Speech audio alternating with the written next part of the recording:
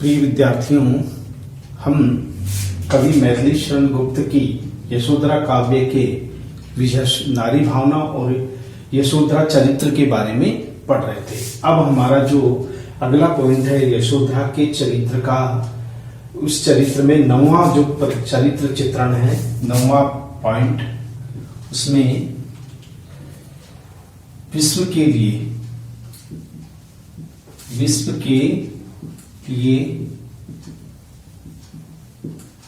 कल्याण की कामना करने वाली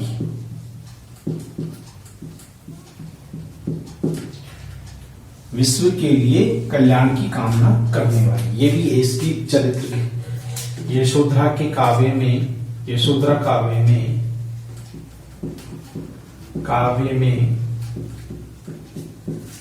यशोधरा के चरित्र में, यशोधरा के चरित्र में, यशोधरा काव्य में, यशोधरा के चरित्र में, यशोधरा के चरित्र में आदर्श भारतीय नारी का गुण, विश्व कल्याण की कामना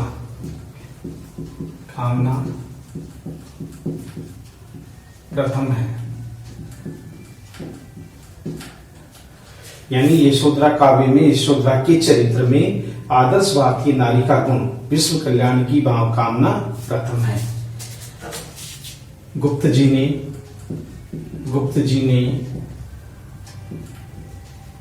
नारी के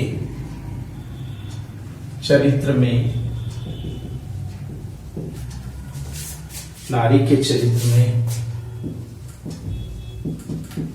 यशोधरा पात्र के जिस गुण का उल्लेख किया है,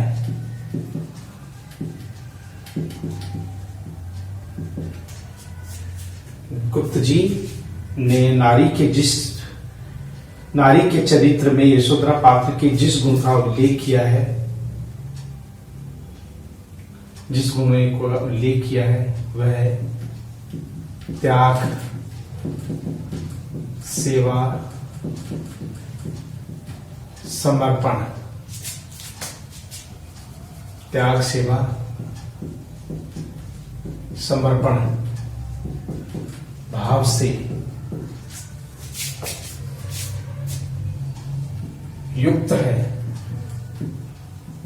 यानी जिस गुण का उल्लेख किया है वह त्याग, सेवा, समर्पण भाव से युक्त है। गौतम बुद्ध जिस विश्व कल्याण, गौतम बुद्ध ने जिस विश्व कल्याण के लिए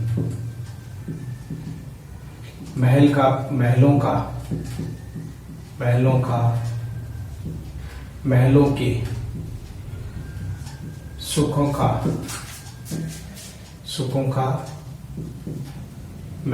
सुखों का त्याग कर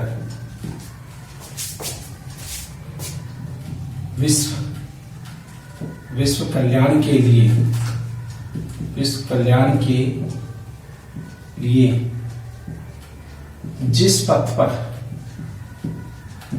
पर वे जा रहे हैं उन्हें सफलता मिले,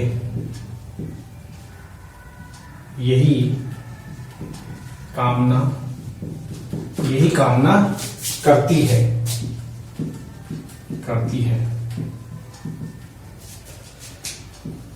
संसार के कल्याण के लिए, संसार के कल्याण के लिए,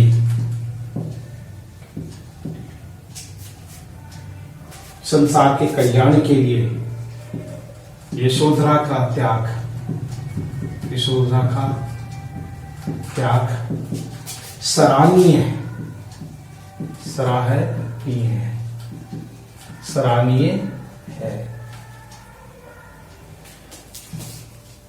यशोधरा, यशोधरा के मन में सदैव विश्व के कल्याण, यानी कि यशोधरा के मन में सदैव विश्व के कल्याण की भावना हिलोरे ले रही है, हिलोरे ले रही है, ले रही है। यानी यशोधरा, यानी कि यशोधरा जो है उसके मन में विश्व कल्याण की जो कामना है वो भरी हुई है, वो हिलोरे ले रही है। वो किसी भी तरह से वह अपने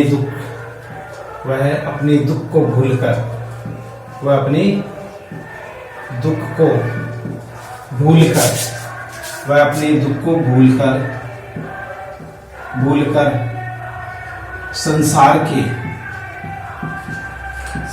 के कष्टों का निवारण करना चाहती है, निवारण करना चाहती है। वह अपने दुखों को भूलकर संसार के कष्टों का निवारण करना चाहती है। वह अपने दुखों को भूलकर संसार के कष्टों का निवारण करना चाहती है। विश्व के कल्याण कामना, विश्व के कल्याण की कामना अब उसका लक्ष्य बन गया है, उसका भी लक्ष्य बन गया है, वह बन गया है। उदाहरण देखो, उदाहरण है जाति बड़ी, देश और भी बड़ा है, बड़ा विश्व, बड़ा विश्व का क्या कहना, यानी जाति बड़ी, देश और भी बड़ा विश्व का क्या कहना। जल में थल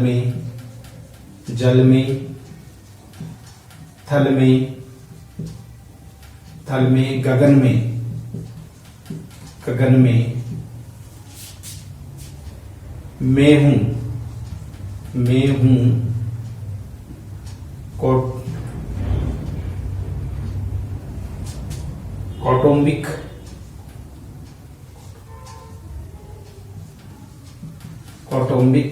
कौटुंबिक मात्र तुम्हारी। तो यहां विश्व कल्याण की भावना है, जाति बड़ी है, देश और भी बड़ा है, बड़ा विश्व का क्या कहना। सारा अगर जाति का कल्याण हो, देश का कल्याण हो और सारे संसार का कल्याण हो तो फिर कहना ही क्या।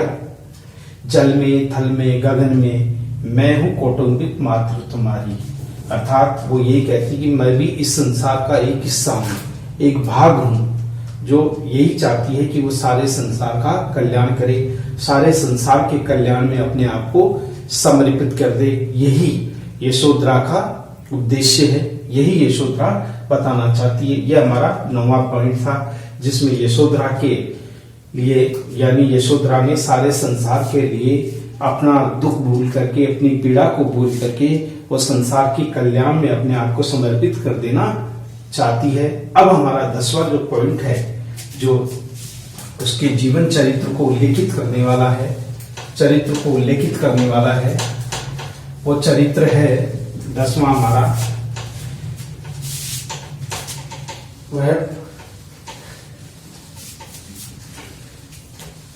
जीवन को परीक्षा के रूप में मानने का। ये भी एक पॉइंट है, जीवन को परीक्षा के रूप में। जीवन क्या है?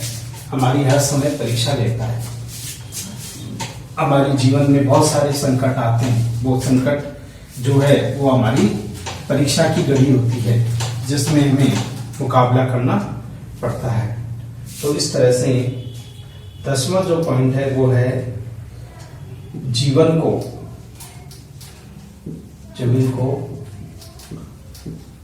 परीक्षा के समान मानने वाली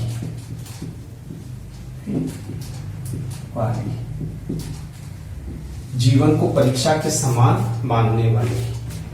यशोधरा काव्य में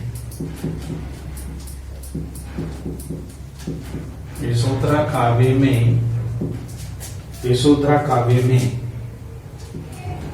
गुप्त जी ने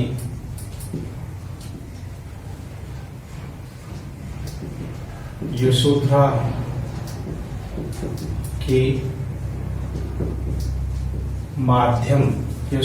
के माध्यम से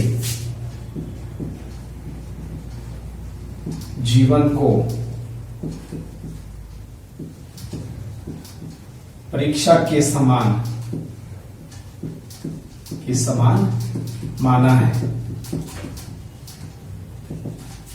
माना है। जीवन को परीक्षा के समान माना है। यशोधरा विश्व में यशोधरा काव्य में गुप्त जी ने यशोधरा के माध्यम से जीवन को परीक्षा के समान माना है। जीवन में अनेक कष्ट और पीड़ा होने पर भी निराश नहीं होना चाहिए। निराश नहीं होना चाहिए। संघर्षों का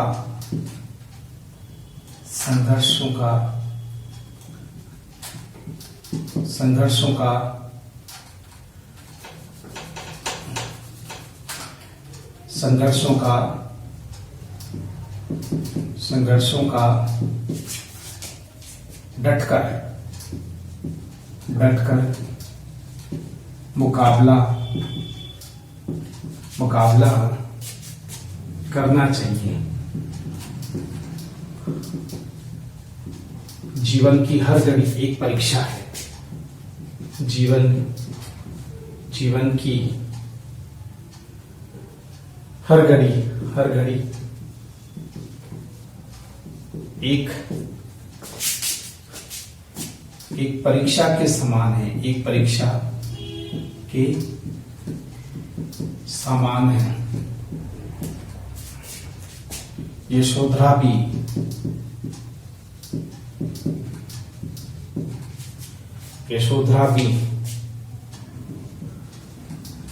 जीवन को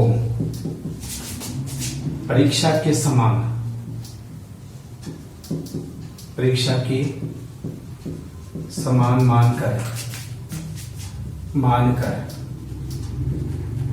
मानकर यशोधरा भी जीवन को परीक्षा के समान मानकर बहुत कष्टों को झेलती है। वह मानती है कि गौतम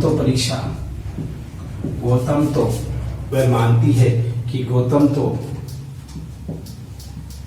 जीवन की इस परीक्षा में सफल हो गए हैं, सफल हो गए हैं। उन्होंने तो अपना सारा जीवन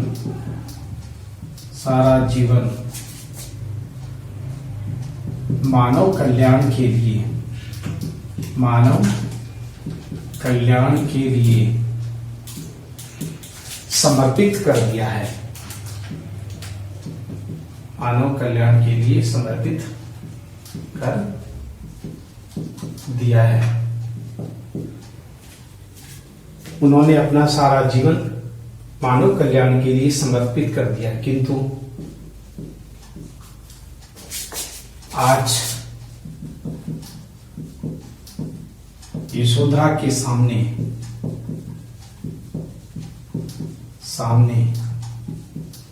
परीक्षा की घड़ी है।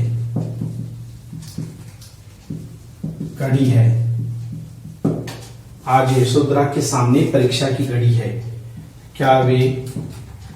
क्या वह जीवन के इस उथल पुथल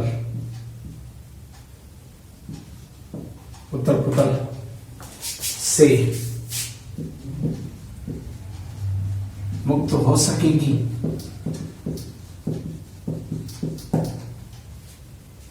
इस प्रकार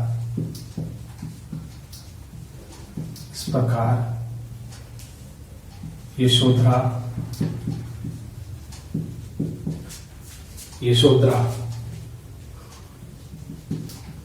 जीवन को परीक्षा के समान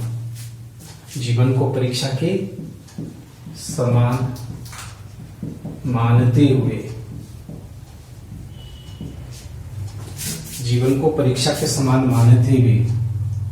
जीती है। उदाहरण है,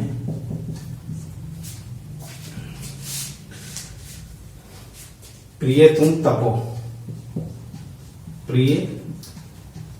तुम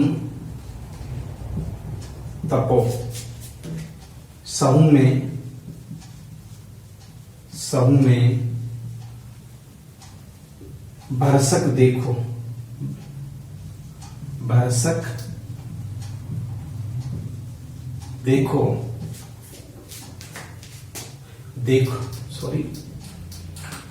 देखूं बस हे दानी कहाँ तुम्हारे गुण, कहाँ तुम्हारे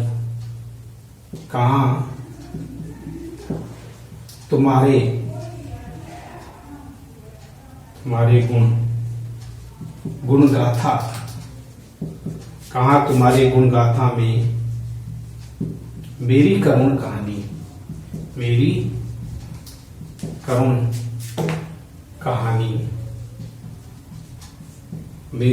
कहानी।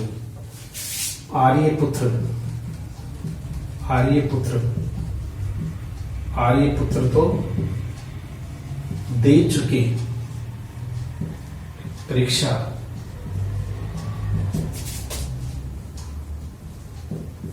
अब है पारी मेरी। तो इस तरह से वो यही कहती है, प्रिय तुम तपो, यानी तपस्या करो, संसार के कल्याण के लिए तुम गए हो। सहु में बरसक देखो, कितना ही पीड़ा हो दुख हो मैं सहूंगी। तुम तो दानी हो, महान हो, तुम्हारे गुण गाथा तो सारा संसार गाथा है, मेरी करुण कहानी को कौन सुनना चाहेगा। हे आर्यपुत्र, तुम तो अपनी परीक्षा में सफल हो चुके हो। तुमने तो जो परीक्षा दी है जीवन रूपी, इस परीक्षा में पूर्ण सफल हो चुके हो। अब तो मेरी बारी है। क्या मैं इस जीवन के इस पथ पर उस परीक्षा में खरी उतर पाऊंगी? क्या उस लक्ष्य को मैं प्राप्त कर पाऊंगी जो मैंने लक्ष्य निर्धारित किया? तो इस प्रकार से ये जीवन को परीक्षा मानने वाली एक नारी है, जिसका उल्लेख भी इस पद्यांश में किया गया है। अब देखिए, अब हम जो 11वां हमारा पॉइंट है, तो 11वां पॉइंट है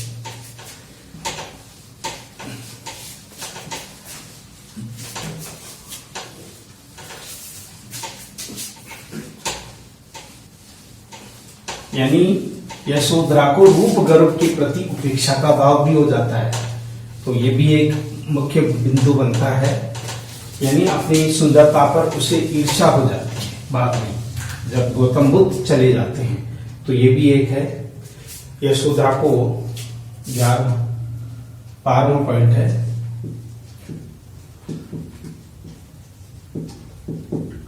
को रूप रंग के प्रति उपेक्षा भाव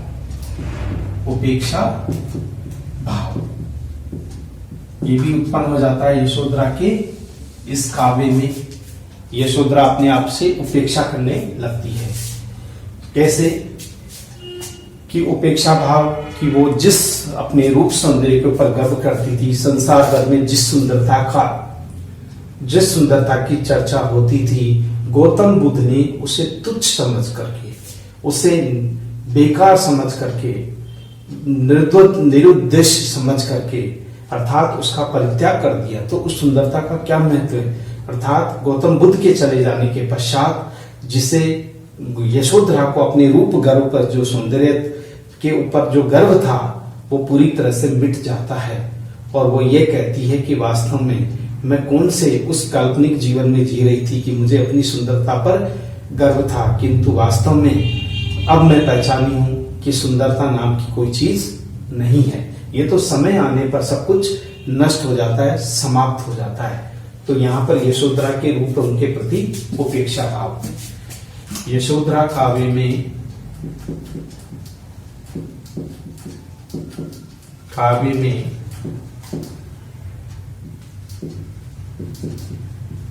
यशोधरा को अपूर्व सुंदरी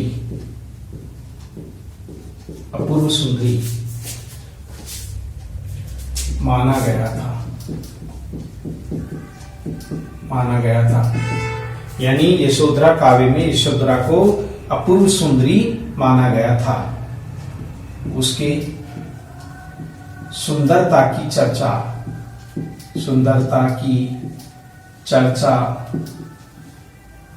संसार भर में होती थी। संसार भर में होती थी। यशोधरा को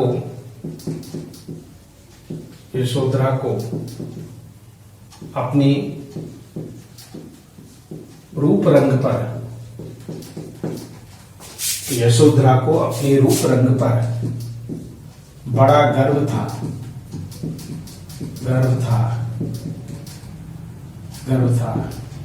किंतु गौतम बुद्ध के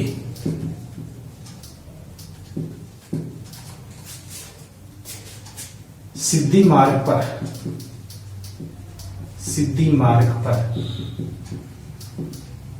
चले जाने के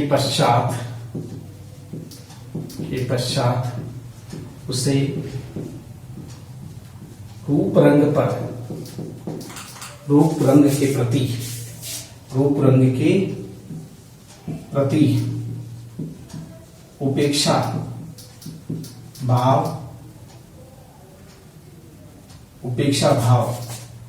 उत्पन्न हो जाता है। वह सोचती है कि मेरे स्वामी ने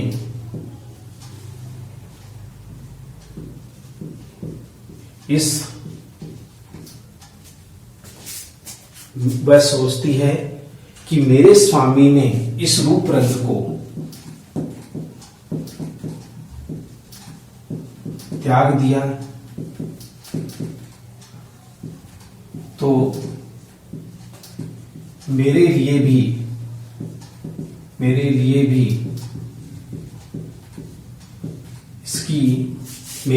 इसकी कोई आवश्यकता नहीं है, कोई आवश्यकता नहीं है। मेरे लिए भी इस रूप रंग की कोई आवश्यकता नहीं है। तो वो भी ये मानती है मेरे स्वामी ने इस रूप रंग को त्याग दिया है, मेरे लिए भी इसकी कोई आवश्यकता नहीं है। मुझे झूठा गर्व था, मुझे झूठा ही गर्व था, झूठा ही गर्व था। आज मैं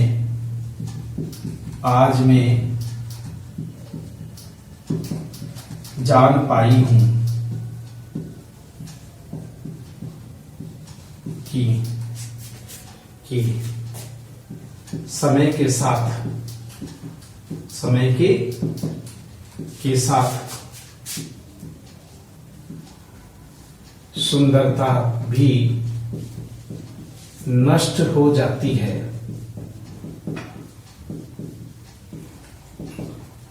सुंदरता भी समय के साथ साथ नष्ट हो जाती है।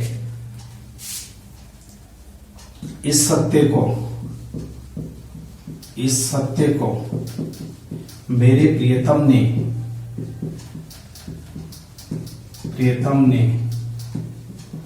जाना था। इसलिए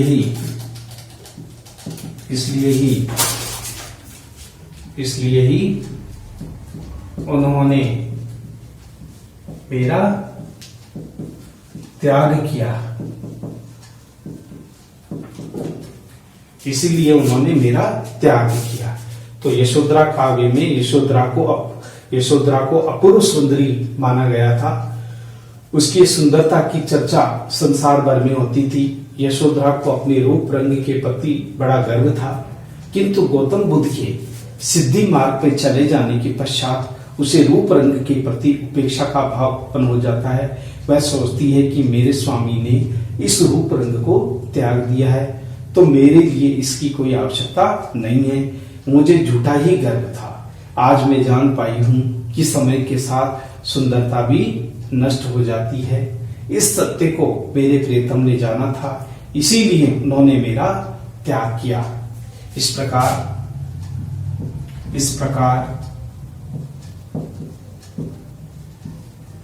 रूप गर्व की प्रतिमूर्ति यशोधरा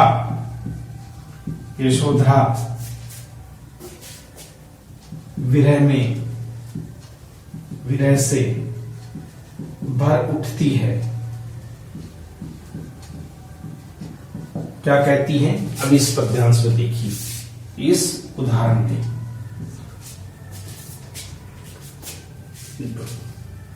यानी अब है मेरे उदाहरण है मेरे रूप रंग यदि तुझको अपना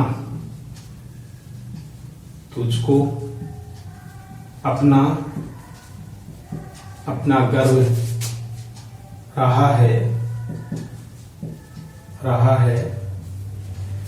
तो उसके झूठे गौरव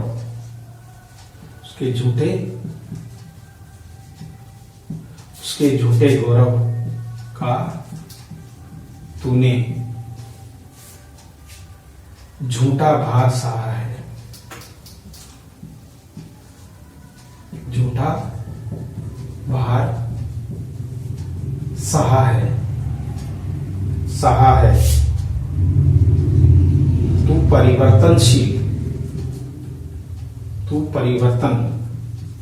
तू तो परिवर्तनशील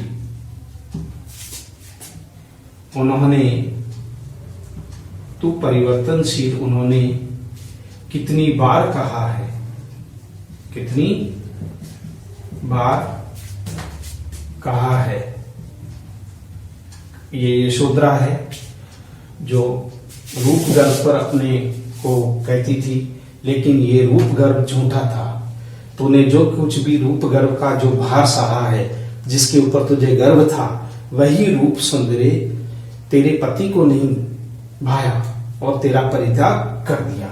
तो अगर रूप गर्व का ही आकर्षण था तो उन्हें त्यागना नहीं चाहिए तुझे। तो इस प्रकार ये रूप रंग का जो आकर्षण है वो व्यर्थ था, बेकार था। इसलिए ये रूप रंग का अगर इतना ही गर्व था तो शायद गौतम बुद्ध उसका त्याग नहीं करते। इसका मतलब गौतम बुद्ध के मन में यशोधरा की सुंदरता के प्रति कोई अनुराग नहीं था, क्योंकि वह जानते थे कि ये सुंदरता एक नई दिन नष्ट हो जाएगी, समाप्त हो जाएगी समय आने पर, क्योंकि ये जीवन की वास्तविक सत्यता है जिसे गौतम बुद्ध ने स्वीकार किया था। अब हमारा अंतिम जो पॉइंट है 13वां, लगभग 13 पॉइंट हमारे इस चरित्र चित्रण को लेकर के हो गए। अब 13वां पॉइंट है वो है वर्तमान जो हमारी भारतीय नारी हैं उनके लिए प्रेरणा का स्रोत, यानी वो भी एक चरित्र है। 13वां जो है जो जीवन चरित्र को उल्लेखित करने वाला है तत्व है वो है यशोधरा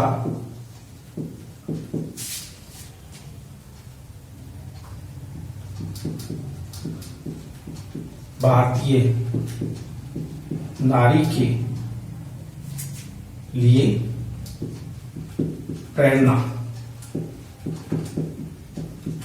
ये भी एक चरित्र है, उसमें अच्छाइयां थी, समस्त प्रकार की अच्छाइयों का समावेश कवि ने इसमें किया है। यशोधरा भारतीय नारी के लिए प्रेरणा। यशोधरा काव्य की नायिका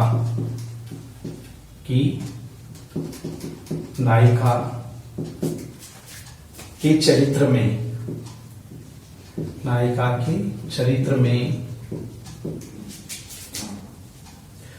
में त्याग, सेवा, कर्तव्य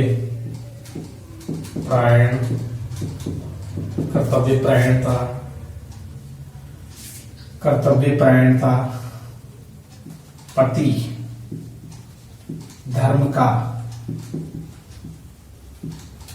पालन करना, पति धर्म का पालन करना,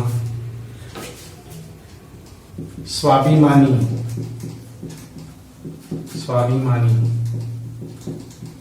जीवन को नई दृष्टि देना, नई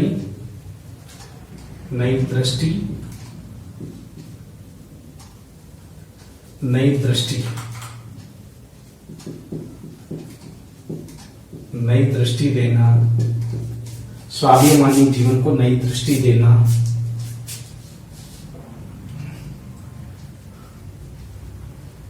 स्वाभिमानी जीवन को नई दृष्टि देना, मानव कल्याण की कामना करना,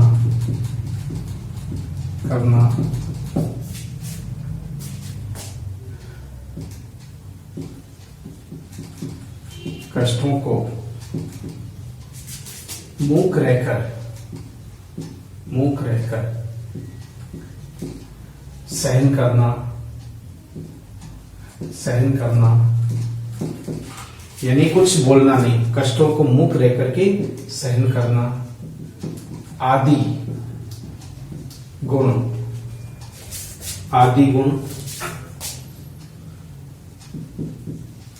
भारतीय नारियों में भी भारतीय नारियों में भी इन गुणों को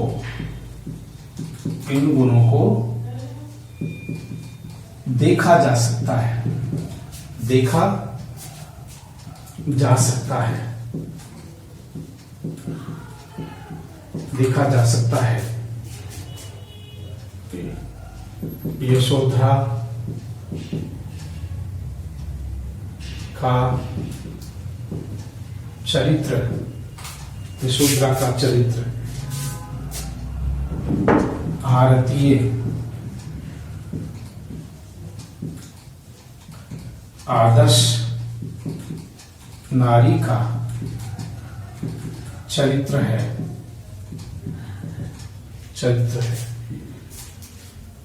भारतीय यानी कि ये सब कुछ भी वह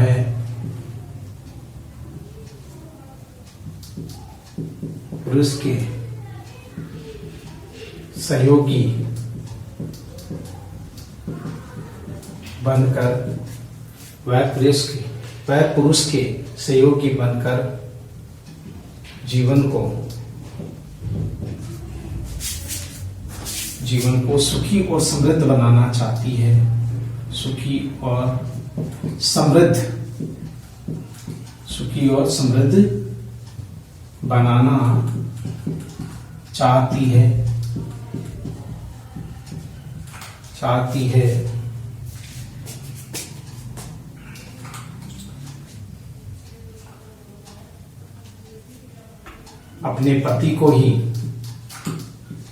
अपने पति को अपना रक्षक, स्वामी सब कुछ मानती है, सब कुछ मानती है, सब कुछ मानती है।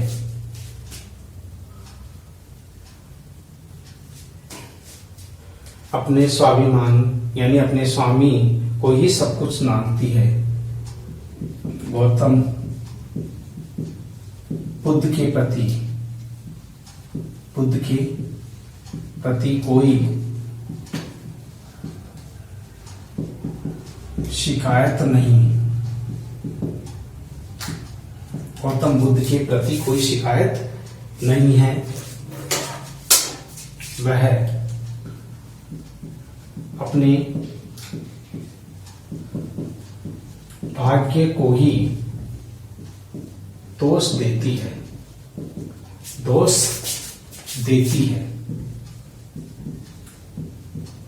देती है। इस प्रकार यशोधरा का चरित्र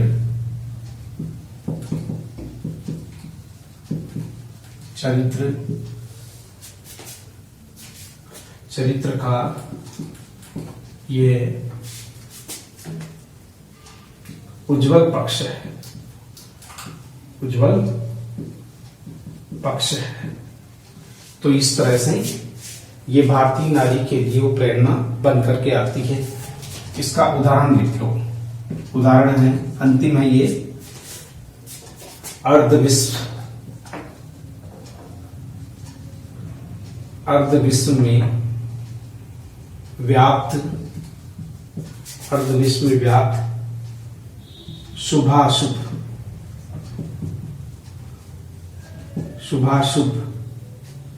मेरी भी कुछ गति है, मेरी भी कुछ गति है।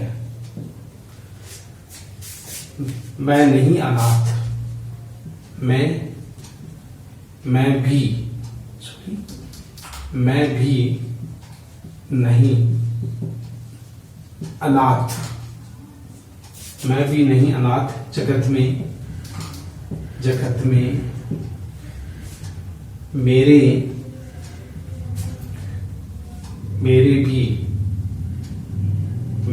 भी प्रभु पति है, प्रभु पति है। तो यहाँ पर ये विश्व में व्याप्त मेरी क्या गति है, चाहे शुभ हो चाहे अशुभ हो, यानी सारे संसार में, आधे संसार में आज स्त्री नारियों की क्या स्थिति है, इसका उल्लेख इसमें किया है। अनाथ जगत में मैं भी नहीं, ये भी यशोधरा कहती है कि मेरा भी अपना एक महत्व है, मेरा स्वयं पति मेरा स्वामी है, मेरा रक्षक है, और वही मेरी जिंदगी है, मेरा जीवन है, संपूर्ण जीवन। चाहे उसने परित्याग किया हो, फिर भी मेरा जीवन सभी उसी के साथ जुड़ा हुआ है। तो इस प्रकार यशोधरा के चरित्र में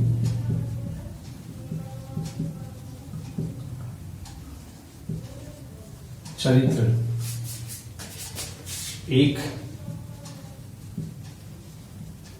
आदर्श भारतीय नारी का चरित्र है। तो इस प्रकार यशोधरा का चरित्र एक भारतीय नारी का चरित्र है। तो इसमें यशोधरा के भारतीय नारी के लिए एक प्रेरणा है। ये यहां तक हमने किया। अब आता है निष्कर्ष। निष्कर्ष के रूप में हम किस तरह से इसका निष्कर्ष निकाल सकते हैं।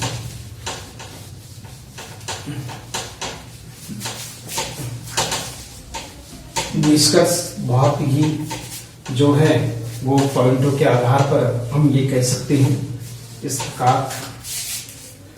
निष्कर्ष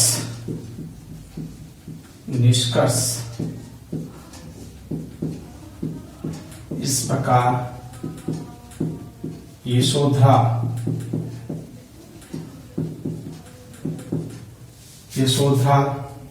का चरित्र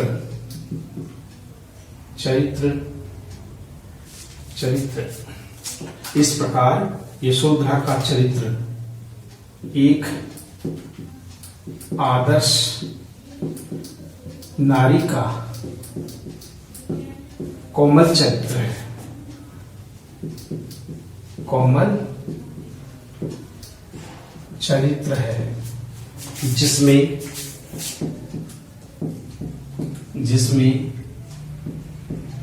सभी के लिए प्रेम, सभी के लिए प्रेम, सेवा, त्याग, समर्पण,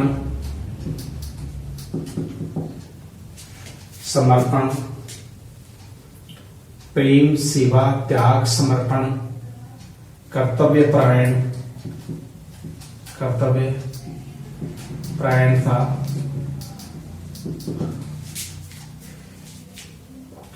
परायणता, स्वाभिमानी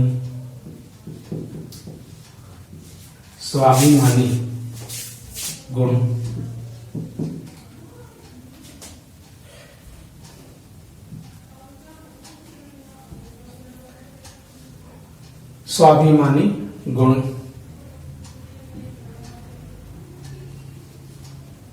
जीवन को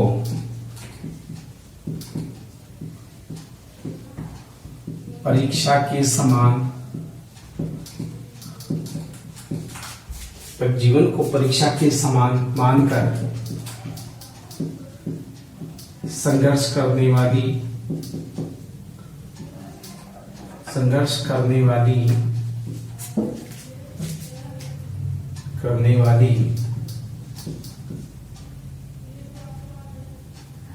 नारी के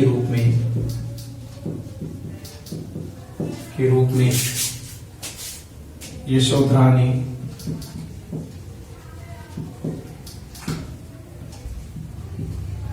अपनी पहचान बनाई है।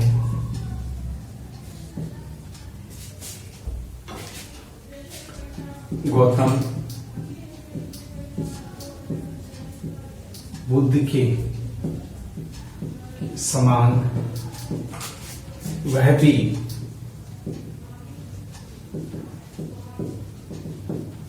संसार के संसार के कल्याण में अपना जीवन समर्पित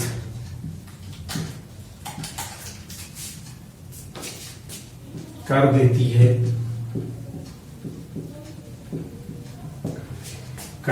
है, यशोधरा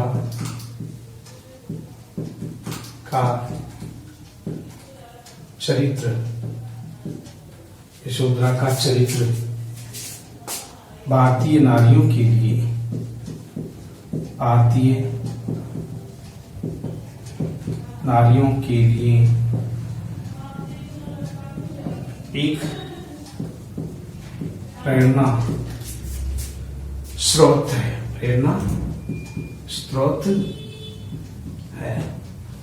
तो इस तरह से ये हमारा जो यशोधरा का चरित्र है, ये क्वेश्चन हमारा पूरा हुआ। इस प्रकार यशोधरा का चरित्र एक आदर्श भारतीय नारी का कोमल चरित्र है, जिसमें सभी के लिए प्रेम, सेवा, त्याग, समर्पण, कर्तव्यपरायण, स्वाभिमानी गुण, जीवन को परीक्षा के समान मानकर संघर्ष करने वाली के रूप में यशोधरा ने अपनी पहचान बनाई है। गौतम बुद्ध के समान वह भी संसार के कल्याण के लिए अपना जीवन समर्पित कर देती है। यशोधरा का चरित्र भारतीय नारियों के लिए एक प्रेरणा का स्रोत है। तो इस तरह से हमारा जो आज पहला जो क्वेश्चन था, मैथिली शरण गुप्त के आधार पर नारी भावना और यशोधरा का चरित्र, ये हमने पढ़ा। तो ये सारा जो चरित्र है वो इसी को उल्लेखित करने वाला है। तो ये हमारा आज क्वेश्चन यहीं पर समाप्त होता है। हमारा जो महत्वपूर्ण क्वेश्चन है, जो मैथिली शरण गुप्त से पूछा जाता है, उन क्वेश्चनों के बारे में हम आगामी कालांश में फिर चर्चा करेंगे। तब तक के लिए थैंक यू वेरी मच।